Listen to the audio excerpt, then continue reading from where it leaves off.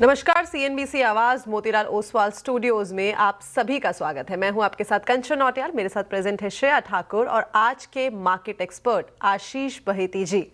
देखिए, हफ्ते का दूसरा कारोबारी दिन और बाजार की इस टाइम पे बात करी जाए तो बाजार का हाल बेहाल है। निफ्टी आईटी इंडेक्स करीबन 3.5% की कमजोरी यहाँ पे देखने को मिल रही है। एआई का जो भूत ग्लोबल मार्केट में, इंडियन मार्केट में सवार है, वो क्लियरली इस टाइम पे चार्ट्स पे भी हाईलाइट होता हुआ दिखाई दे रहा है। करीब करीब देखिए 3.5% का जो एक डाउनसाइड है वो यहाँ पे देखा गया है। केवल दो ही इंडेक्स है जहाँ पे हमें हल्की फुल्की बढ़त देखने को मिल रही है। The first one is PSU bank and the second one is metal. यहाँ पे हल्की फुल्की खरीदारी का मोमेंटम बना हुआ है, लेकिन रेस्ट ऑफ द सेक्टर्स की इस टाइम पे बात करी जाए तो यहाँ पे प्रेशर जो है बेयर्स का वो हावी होता हुआ दिखाई दे रहा है। अगेन, क्या करा जाए ऐसे बाजार के मूड माहौल में? क्या ये एक अपॉर्चुनिटी हम मान के चल सकते हैं कि एक सही लेवल है यहाँ पे हम खरीदारी कर लें अगर हमने पोजीशन नहीं बनाई है, या इस टाइम पे कॉशियस अप्रोच सबसे ज्यादा इंपॉर्टेंट है? ये जानते हैं बहेती जी से। बहेती जी, गुड मॉर्निंग।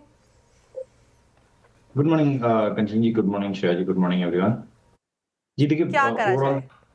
ओवरऑल सेंटिमेंट काफी खराब है और अगर जिस हिसाब से निफ्टी में गिरावट देखने मिल रही है, एक स्ट्रॉन्ग सेक्टर जो था आपका निफ्टी का पिछले साल तक, अब अगर उसमें इस हिसाब की वीकनेस देखने मिल रही है जो कि 10-15% कॉन्ट्रीब्यूट करता है निफ्टी के लेवल्स पे, मुझे लग रहा है यहाँ से और गिरावट ये बढ़ते हुए देखने मिल सकती है और नीचे में शायद 25,400 और 25,300 तक के भी लेवल्स देखने मिल सकते हैं। उनके पास भी शॉर्ट है, बने रहे। सेल ऑन राइज का ही मार्केट इंटैक्ट है, अभी भी ऊपर में जो स्टॉप लॉस मेंटेन करना चाहिए वो 25,600 का एसएल मेंटेन करे। अगर मैं बैंक निफ्टी की बात करूं तो देखिए, बैंक निफ्टी ने अपने तरफ से पूरी कोशिश की है निफ्टी का सपोर्ट देने के लिए और उसके कारण ही हम जो गिरावट देखने मिल रही है, थमते हुए देखने मिली है निफ्टी में, तो बैंक निफ्टी में इन लेवल पे शॉर्ट करने की सलाह नहीं है। इनफैक्ट अगर मार्केट रिकवर करता है तो हम यहाँ बाइंग अपॉर्चुनिटी ढूंढेंगे, लेकिन अभी जिस हिसाब से सेंटिमेंट ओवरऑल खराब है मार्केट का, तो बैंक निफ्टी को हम अवॉइड कर रहे हैं और निफ्टी में सेल कॉल हमारी इंटैक्ट है। निफ्टी में सेल कॉल इंटैक्ट है, बैंक निफ्टी थोड़ा अवॉइड है, लेकिन निफ्टी जाहिर तौर पर काफ़ी कमज़ोर होता हुआ और डेज लो पर उसी के आसपास अगर आप देखें तो काम काज कर रहा है। ब्रेथ भी इनफैक्ट बहुत ही ख़राब मार्केट की, लेकिन क्वेरीज काफ़ी ज़्यादा होंगे आपके और सवाल का सिलसिला शुरू करते हैं। तो सबसे पहले वो नंबर नोट कर लीजिए, क्योंकि सवाल ये भी आता है कि सवाल कैसे पूछे। तो व्हाट्सएप नंबर पे फटाफट से अपने सवाल भेज सकते हैं आप। व्हाट्सएप नंबर आपके स्क्रीन पर आएगा और उसे नोट कीजिए। उसके अलावा आप सीएनबीसी आवाज़ के सोशल मीडिया प्लेटफॉर्म्स पर वो नंबर एक बार लेकर आइए स्क्रीन पर, ताकि हमारे दर्शक नोट कर पाए। इसके अलावा सीएनबीसी आवाज़ के सभी सोशल मीडिया प्लेटफॉर्म्स पर सीएनबीसी आवाज़ को, श्रेया ठाकुर को, कंचन नौटियाल को टैग करके क्वेश्चन पूछ सकते हैं। ये रहा व्हाट्सएप नंबर आपकी स्क्रीन पर 7045220000। इस पर अपने सवाल भेजें। चलिए अब आगे बढ़ते हैं और देखते हैं कि सबसे पहला कॉलर हमारे साथ कहां से जुड़ रहे हैं। हमारे साथ जुड़ रहे हैं रजिंद्र सिंह जी पानीपत से। रजिंदर जी नमस्कार। नमस्कार मैम जी, स्वागत है सीएनबीसी आवाज पर। रजिंदर जी, सवाल आपका। मैम, इसमें आईएफसी के बारे में पूछना था। 100 शेयर है मेरे पास। क्या पूछना चाह रहे हैं? लॉन्ग टर्म पर्सपेक्टिव से पूछना चाह रहे हैं या शॉर्ट टर्म पर्सपेक्टिव से? शॉर्ट टर्म ही है मैम। ठीक है। आईएफसीआई 58 इनकी बाइंग है, 59 पे कर रहा है कारोबार, तो फ्लैट इनके पोर्टफोलियो में। और पिछले वीक डेंट पड़ा है इस पे आशीष जी, 7% से ज्यादा की गिरावट यहाँ पे देखने को मिली। देख रही थी मैं इस साल में अब तक करीब करीब 11% का पॉजिटिव रिटर्न मिला है। ठीक ठाक लग रहा है क्या चार्ट्स पे? शॉर्ट टर्म पर्सपेक्टिव से आईएफसीआई को होल्ड कर सकते हैं या फिर नहीं? देखिए, ओवरऑल मार्केट के वीकनेस के कारण इसमें एक प्रॉफिट टेकिंग देखने मिल रही है और पिछले 4-5 दिनों से जो गिरावट देखने मिली है वो मार्केट के साथ अलाइंड है। बट ओवरऑल अगर मैं वीकली टर्म्स पे अगर चार्ट एनालाइज करूं तो यहाँ पे स्ट्रेंथ है और हमें लग रहा है कि यहाँ पे थोड़ा सा होल्ड करने की जरूरत है। यहाँ पे जो स्टॉप लॉस ने मेंटेन करना चाहिए वो 56 का एसएल मेंटेन करे। अगर मार्केट थोड़ा भी रिकवर करता है तो इसमें एक पुल बैक एंटिसिपेट कर सकते हैं जो कि इसे 65 तक के लेवल दिखा सकता है, तो होल्ड करे एक स्टॉप लॉस लगाकर। ओके, तो यहाँ पे होल्ड करना है और एक स्टॉप लॉस आपको जरूर मेंटेन करके चलना है। चलिए आगे बढ़ा जाए और जो अगले दर्शक हैं गाजियाबाद से हमारे साथ जुड़े हैं सुनील जी। Sunil ji, good morning. सुनील जी, आपकी आवाज नहीं आ रही है, एक बार फिर से बोलेंगे प्लीज। ओके, यहाँ पे लाइन कट हो गई है, लेकिन उनका सवाल जो है हमारे पास आ गया है। बहेती जी, इनके पास इन्फोसिस के 4000 शेयर्स है पोर्टफोलियो में एंड जो बाइंग प्राइस है इन्फोसिस का वो है 1380 रुपीज। क्या करा जाए यहाँ पे? आईटी में वैसे ही बहुत पेन हमें दिखाई दे रहा है और वहाँ से भी काफ़ी करेक्ट हो गया है बाइंग प्राइस से। जी, ये देखिए लार्ज कैप आईटी में हम काफी नेगेटिव है और हमें लग रहा है कि कोई भी पुल बैक आता है और वापस कहीं भी पुल बैक में इनमें मिलता है, इनके भाव के आसपास आता है तो इसमें से एग्जिट करे। अभी तक कहीं भी क्लैरिटी नहीं आई है कि आईटी में कितनी वीकनेस और बढ़ती हुई देखने मिल सकती है, लो कहाँ फॉर्मेशन होगा, तो पुल बैक में इन्फी में एग्जिट करने की सलाह है। ठीक है, इन्फोसिस पे फिलहाल ये व्यू आता हुआ आईटी जाहिर तौर पर काफ़ी पेन में, इंडेक्स रखेगा स्क्रीन पर 1000 पॉइंट के बिक वाले आज के सेशन में देखने को मिल रही है। कोफोर्ज 5% डाउन, परसिस्टेंट 4.5% से ज़्यादा की यहाँ पर बिक वाली, एचसीएल टेक देखिए 4%। लेकिन सोशल मीडिया क्वेरीज भी देख रहे थे आशीष भाईती जी, आईटी पर बहुत सारे सवाल है। आप जो रिपोर्ट्स में लेकर आती हूँ सुबह सुबह, एक तबका ये मान के चलता है कि नहीं, अभी जैसा कि आपने कहा स्थिति साफ नहीं है, तस्वीर साफ नहीं है, ब्लीक नज़र आ रहा है चीज़ें, तो अभी भी कॉशियस, बड़े डाउनग्रेड्स आए थे कल के रिपोर्ट में। लेकिन आज वही दूसरी तरफ सेलेसी की रिपोर्ट आई, कह रहे थे कि ज़्यादा कुछ बड़ा बदलाव नहीं होगा, नियर टर्म इम्पैक्ट है, लॉन्ग टर्म स्टोरी अभी भी इंटैक्ट है, इसलिए आउट परफॉर्मर तक की कॉल आई थी। लार्ज कैप आईटीज में भी पिक बताए गए थे। सवाल मेरे व्यूअर का यही है कि क्या इस गिरावट में खरीदारी करनी चाहिए लॉन्ग टर्म पर्सपेक्टिव से? हालांकि आप चार्ट देख के ही बता पाएंगे, लेकिन आशीष जी एक सेंस क्या बन रही है? जी, हमारा थोड़ा सा व्यू अभी भी नेगेटिव है और हमें लग रहा है कि इवन लॉन्ग टर्म पर्सपेक्टिव भी अगर आपका है तो आईटी में यहाँ पे कहीं भी फॉलिंग नाइफ को कैच करने की कोशिश ना करे। यहाँ पे वीकनेस और बढ़ते हुए देखने को मिल सकती है इन सारे स्टॉक्स में, और कोई भी पुल बैक आएगा तो यहाँ पे सेलिंग आगे ही रहेगी। अभी तक तो हम एआई का सिर्फ बहुत इनिशियल स्टेजेस में एआई डेवलप हुआ, उसमें इम्पैक्ट है। अगर थोड़ा सा एआई और इवॉल्व होगा तो यहाँ पे वीकनेस और या इन सेक्टर के लिए पूरा बहुत ज्यादा पेन बढ़ता हुआ देखने मिल सकता है। तो पेन जो है वो और भी ज़्यादा बढ़ता हुआ दिखाई दे सकता है, ये थी राय ऑल ओवर अगर हम आईटी पैक की बात करें तो। जो अगला सवाल है वो सोशल मीडिया प्लेटफॉर्म पे हमारा आया है। इनके पास आशीष जी ओरियन प्रो है, 991 की बाइंग है और 50 शेयर्स हैं पोर्टफोलियो में। आज तो एक भारी गिरावट यहाँ पे भी हमें देखने को मिल रही है। हालांकि एक छोटी मिजोली कंपनी है, लेकिन ये पूछ रहे हैं कि इनका जो व्यू है वो आने वाले 6 महीने से लेकर 1.5 साल तक का है, क्या करा जाए?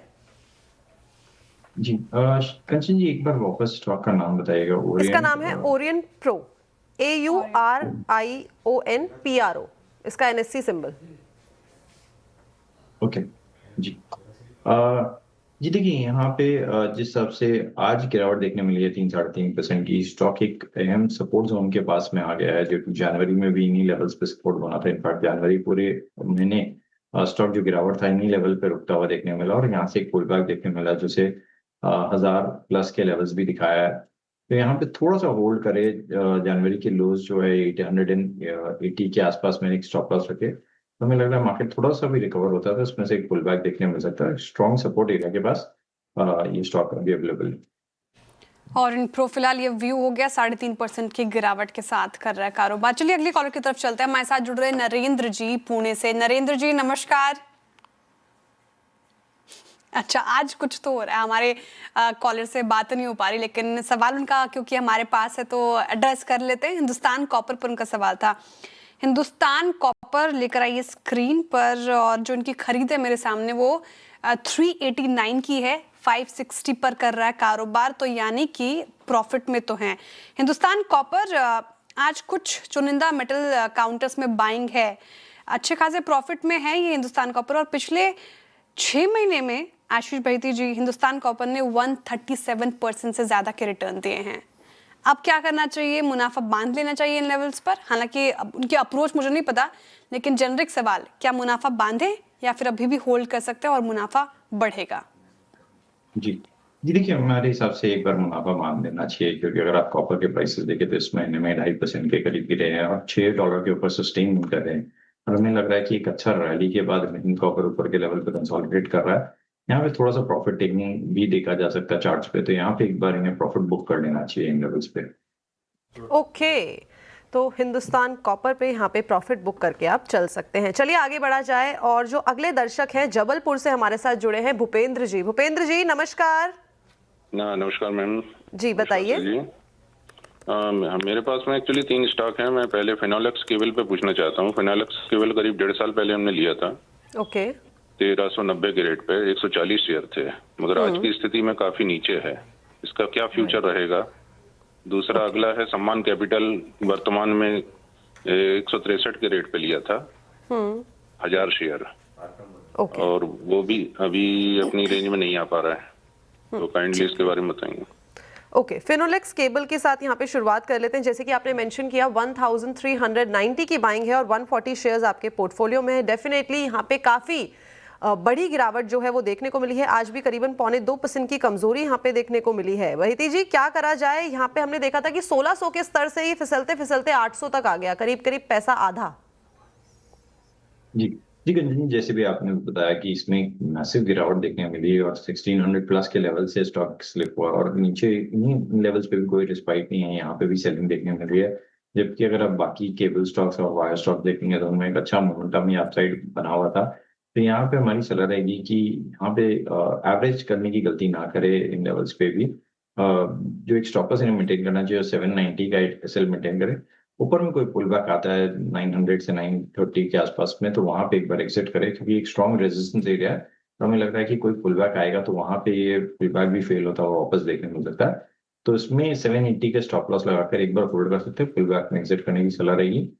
दूसरा जो इन्होंने स्टॉक बताया सम्मान कैपिटल, देखिए ये स्टॉक काफी कंटिन्यूसली एफ&ओ बैंड में जाता रहता है और इसके कारण से यहाँ पे एक ट्रेडिंग जो है वन वे काफी फास्ट मूव्स देखने मिलते हैं दोनों साइड में। तो यहाँ पे थोड़ा सा कॉशियस रहने की सलाह रहेगी। 148 का एक्स्ट्रा स्टॉप लॉस रखे इसमें। ऊपर में मुझे लगता है शायद इसमें 165 तक के भी लेवल देखने मिल सकते हैं। ओके 165 के लेवल तक देखने को मिल सकता है सम्मान कैपिटल। सम्मान कैपिटल होल्ड का ना आशीष भाई जी आपने? जी ठीक है, होल्ड करना है सम्मान कैपिटल और फिनोलेक्स केबल्स पर हो गई राय। चलिए अब आगे बढ़ते हैं और हमारे साथ जुड़ रहे हैं अब संजय वर्मा जी। संजय जी नमस्कार, गुड मॉर्निंग। नमस्कार जी, गुड मॉर्निंग। डॉक्टर संजय बोल रहा हूँ मैं। बहुत बहुत थैंक यू वेरी मच कि आपने अपने प्रोग्राम में मुझे ऐड किया। मैं बहुत टाइम से कोशिश कर रहा था कि आपके माध्यम से हमारे को और हमारे सभी साथियों को एनलाइटन हो सके शेयर मार्केट के बारे में। तो मेरे 2 सवाल थे। उससे पहले है कि शेयर मार्केट में पिछले 1 साल से बहुत ज्यादा अनसर्टेनिटी है। एक दिन मार्केट चढ़ता है, 3 दिन ठीक रहता है, फिर वापस गिरना शुरू हो जाता है। तो इसके बारे में आप कुछ जानकारी देंगे? तो सभी और स्टॉक स्पेसिफिक क्या है? हाँ जी, स्टॉक स्पेसिफिक मेरे पास है क्या, जीआईसी हाउसिंग फाइनेंस है 288 के रेट में, बस 1000 है। ठीक है, 288 खरीद बताएं। जी, और दूसरा मेरे पास है एनएलसी है 1000, वो 270 की रेट पे है। ठीक है, अच्छा जो पहला आपका क्वेश्चन कि मार्केट में 1 साल से रिटर्न नहीं मिला है, काफ़ी पेन में है आशीष भाई जी, और मैं पूरा एम्पथाइज कर पाती हूँ हमारे व्यूअर्स से, निवेशकों से। मार्केट में 1 साल में तो रिटर्न नहीं मिला, जिस तरीके से डेवलपमेंट्स हुए ही हैं, पॉजिटिव खबर ने भी बूस्ट नहीं भरा है बाजार में। एक तो बड़ा फैक्टर डोनाल्ड ट्रंप का जिस तरीके से टैरिफ पर टैरिफ मार की बौछार हुई है हम पे, साथ ही एफआईज की ओर से जिस तरीके से सेलिंग देखने को मिली थी, तो उसने कहीं ना कहीं सेंटिमेंट खराब किए थे आशीष जी। लेकिन जो उनका स्टॉक स्पेसिफिक क्वेश्चन है, एक तो है जीआईसी हाउसिंग पर, नहीं पहले उनसे उससे पहले मैं ये भी पूछना चाहूँगी कि इनका जो सवाल था कि स्टॉक मार्केट में 1 साल से रिटर्न नहीं मिला है, उस पर आपकी टिप्पणी सर, फिर स्टॉक स्पेसिफिक भी लेंगे। जी जी, देखिए जियोपॉलिटिकली बहुत ज्यादा डिस्टर्बेंस रहा है इस पूरे 1 साल में, और जब से ट्रम्प पावर में आया है ऑलमोस्ट आप देखिए हर दिन एक नया उसको आ रहा है, और अभी भी 1061 इनफैक्ट रुपए से 1061 डेज ट्रम्प पावर में है। जब तक ये रहेंगे तब तक वोलेटिलिटी आप ऐसे ही एंटिसिपेट कर सकते हैं। और जहाँ पे आप देख रहे हैं कि आईटी में पूरा का पूरा एक सेक्टर मेल्ट डाउन हुआ है या री रेटिंग हो गई सेक्टर की नेगेटिव तरफ से, तो यहाँ पे प्रेशर रहेगा, क्योंकि एक बहुत स्ट्रॉन्ग सेक्टर रहा है जो कि कंट्रीब्यूशन करता रहा है, और कंटिन्यूसली ये सेक्टर में आप स्टेबल अर्निंग्स एंटिसिपेट करते थे। अब यहाँ पे जब अर्निंग्स के ही पे ही और पूरे रेवेन्यूज पे ही अगर शंका लग रही है, क्वेश्चन मार्क आ रहा है, तो इस सेक्टर में और भी यहाँ से गिरावट देखने को मिलती है। यही मेन रीजन रहा है। अगर आप एक्स ऑफ आईटी देखेंगे तो मार्केट बैंक निफ्टी अभी भी अपने ऑल टाइम हाई के काफी पास में है। मैन्युफैक्चरिंग सेक्टर अभी भी अच्छा कर रहा है कंपेयर टू अदर्स। ऑटोमोबाइल ने इस साल भी ऑल टाइम हाई लगाया। तो यहाँ पे आईटी ने ड्रैग किया ओवरऑल मार्केट को, और ट्रम्प और जियोपॉलिटिकल रीजन से भी यहाँ पे कंटिन्यूसली ड्रैग देखने मिलेगा। जो मैं कह रही थी कि जब लगता था कि अब मार्केट संभलेगा, कोई ना कोई जियोपॉलिटिकल खबर ऐसी जो भारतीय बाजार पर एक नेगेटिव इम्पैक्ट देखने को दिखाती थी इनफैक्ट, और आईटी अब जिस तरीके से टूट रहा है, अर्निंग्स पर एक बड़ा सवाल, तो जाहिर तौर पर और थोड़ा पेन परसिस्ट कर सकता है मार्केट में। अब इनका जो सवाल था, जीआईसी हाउसिंग फाइनेंस पर इनकी 288 की खरीद है और 157 पर कर रहा कारोबार। 3% से ज़्यादा की गिरावट पिछले 1 वीक में हमने देखा और कुछ खास रिटर्न्स 1 महीने में भी नहीं मिले। इनफैक्ट इस साल में 12% करेक्ट हो चुका है। जीआईसी हाउसिंग क्या करना चाहिए, होल्ड कर सकते हैं या फिर लॉस बुक करके एग्जिट करें? जी, ये देखिए एक्चुअली स्टॉप लॉस का जो जोन था वो तो काफी ऊपर था। 288 की अगर इनकी बाइंग थी तो 260 के करीब इनका एक स्टॉप लॉस होना चाहिए, अगर इवन पोजिशनली भी इन्होंने होल्ड किया तो। अब अगर यहाँ पे बात करें तो स्टॉक एक अहम जोन पर आ गया है, 52 वीक लो के आसपास में ट्रेड कर रहा है, और हमें लग रहा है कि शायद जिस हिसाब से मोमेंटम इंडिकेटर्स दिखा रहे हैं तो जो स्टॉक है ओवरसोल्ड ट्रेजेक्टरी में जा चुका है, पर यहाँ से एक बाउंस बैक हम एंटिसिपेट कर रहे हैं। लेकिन इन लेवल्स पे भी एवरेज करने की गलती ना करे स्टॉक में। यहाँ पे भी अगर ये 52 वीक लो टूटता है तो यहाँ पे और भी गिरावट देखने मिल सकती है, तो एक स्टॉप लॉस जरूर इन्हें रखना चाहिए 154 का। अगर उसके नीचे जाता है ये स्टॉक तो इसमें से एग्जिट करे और स्टॉक में होल्ड कर सकते हैं 154 के स्टॉप लॉस लगाकर। 154 का स्टॉप लॉस लगाइए, होल्ड कीजिए। देखिए स्टॉप लॉस लगाना काफ़ी ज़रूरी हो जाता है, जैसा कि आशीष जी बता रहे थे, चाहे आप लॉन्ग टर्म पर्सपेक्टिव से भी क्यों ना रख रहे हो, अपने पोर्टफोलियो में एक स्टॉप लॉस लेके ज़रूर चलिए। अच्छा, दूसरा सवाल आशीष भैती जी, एनएलसी इंडिया पर इनका सवाल था। 263 पर कर रहा है कारोबार, 270 इनकी खरीद, तो थोड़ा लॉस झेल रहे हैं यहाँ पर। 1% की आज की गिरावट देख रही थी मैं, और 6 महीने में 13% के रिटर्न मिले हैं। होल्ड किया जा सकता है इसको? जी, ये देखिए होल्ड करने की सलाह रही सर्टेनली। ये स्टॉक अच्छे मोमेंटम में है वीकली चार्ट्स पे तो, और डेली चार्ट्स पे अगर आप देखेंगे तो 10 एमआ के आसपास में ट्रेड कर रहा है। इतने खराब मार्केट है, कंटिन्यूसली फॉलिंग मार्केट में भी स्टॉक ने अपना 20 एमआ को भी सरेंडर नहीं किया है पूरे इंटायर मंथ ऑफ फरवरी में। तो यहाँ पे रिलेटिव स्ट्रेंथ अच्छी बनी हुई है, और यहाँ पे मुझे लग रहा है कि मार्केट थोड़ा भी सुधरता है तो उसमें एक अच्छा बाउंस बैक देखने मिल सकता है, और ये स्टॉक वापस इनके भाव के आसपास में आता हुआ देखने मिल सकता है। तो यहाँ पे सिर्फ स्टॉप लॉस लगाकर होल्ड कर इस पोजीशन को, स्टॉप लॉस इन्हें मेंटेन करना चाहिए 256 का एक एसएल है। ओके, तो एनएलसी इंडिया यहाँ पर होल्ड करने की राय है, स्टॉप लॉस बता दिया गया है, लेवल्स बता दिए गए हैं। ओके, निफ्टी देखिए स्क्रीन पर 220 अंकों से ज्यादा की गिरावट, डेज लो पर कर रहे हैं हम कारोबार, और आईटी इंडेक्स एक बार फिर से लेकर आ जाइए। सबसे ज्यादा गिरावट, 3.5% से ज्यादा की गिरावट आईटी इंडेक्स में देखने को मिल रही है आज के सेशन में। इस टाइम पे मार्केट में जो पेन हमें दिखाई दे रहा है वो है निफ्टी आईटी इंडेक्स। काफी लंबी गिरावट, भारी गिरावट पिछले कुछ सालों में हमने देख ली है। 2008 से इनफैक्ट बात करी जाए तो यहाँ से भी जो गिरावट का सिलसिला है वो थमने का नाम नहीं ले रहा। लेकिन आखिरकार ये गिरावट क्यों है और उसके पीछे की पूरी स्टोरी क्या है, ये जानते हैं नुपुर से। Nupur, good morning. क्या चल रहा है आईटी में? Good morning. आईटी की बात करें तो जैसे कि आपने बताया 2008 के बाद इतनी बड़ी कमज़ोरी आती हुई दिखी है। मंथली बेसिस पे देखें तो आईटी इंडेक्स करीबन 20% की ज़्यादा आपको कमज़ोरी यहाँ पे नज़र आएगी। 17 सालों बाद इतनी बड़ी मंथली गिरावट हमने आईटी इंडेक्स में देखी है। एआई की चिंता लगातार बनी हुई, और इनफैक्ट इंडियन मार्केट्स में ही नहीं, इंडियन आईटी शेयरों में ही नहीं, कल यूएस में भी एक अच्छा खासा जो है कमज़ोरी का माहौल आईटी स्टॉक्स में बना हुआ था। और कल इसी पर जो है एक नया स्टॉक जो इसकी चपेट में आते हुए दिखा, एआई का इम्पैक्ट अब उस पर भी नजर आ रहा है। कल देखें तो इस बार आईबीएम का शेयर जो है वो चपेट में आते हुए दिखा। लगभग 13% की कमजोरी कल हमने वहां पे देखी है।